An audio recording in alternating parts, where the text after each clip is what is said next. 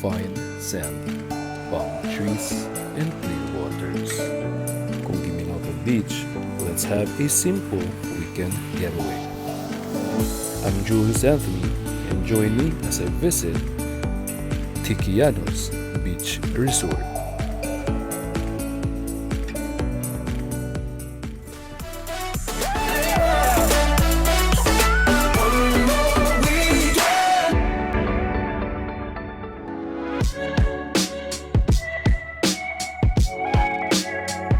Today, we're going to visit and review Tiquianos Beach Resort. But before that, don't forget to like and follow this page, subscribe to my YouTube channel, and follow my other social media. Kung familiar ka sa balsa sa laguindingan, moog o tubahon mangroves, dili na ka maglisod kay parehara sa laugdalan paingon sa Tiquianos. Mag-enjoy pa ka sa tiyada nga view.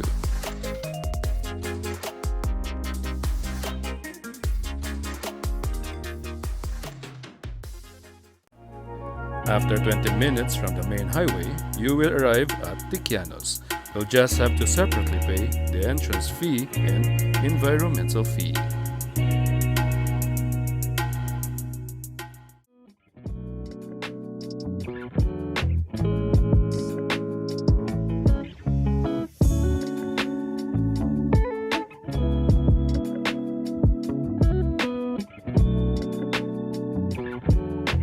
The nicest thing about their beach is daghan kahoy. In the left side, pwede ra mo mag-rent og panig or bring your own picnic blanket and diya lang under sa shade mag-ingkod kung dili mo need mag-cottage. I hope na dili nila putlo ng mga kahoy because it simply brings a cool and unique factor sa lugar.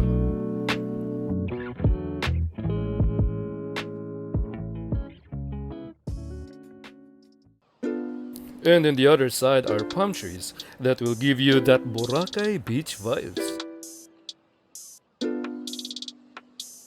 In which pwede ka mo rin duyan o mag-chill.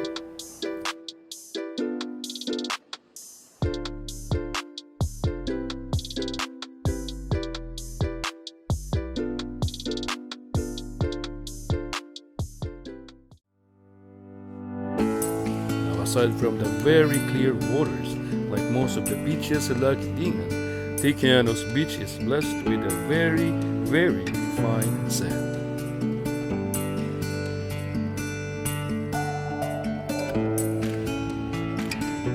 Their beach has a wide sandbar, tsada lakwan and dili sakit sa tiil, but it also means mas lakwang part nga mabaw, so you have to walk a bit far from the beachfront kung gusto jud ka mag-swimming.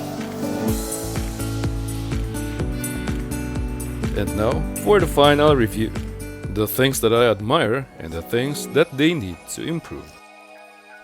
The things that I admire, friendly staff, no porkage fee, the trees, wide parking lot, well-maintained cleanliness, no unnecessary decorations around, only lights, which makes it more simpler and elegant, especially sa gabi, plus the friendly animals.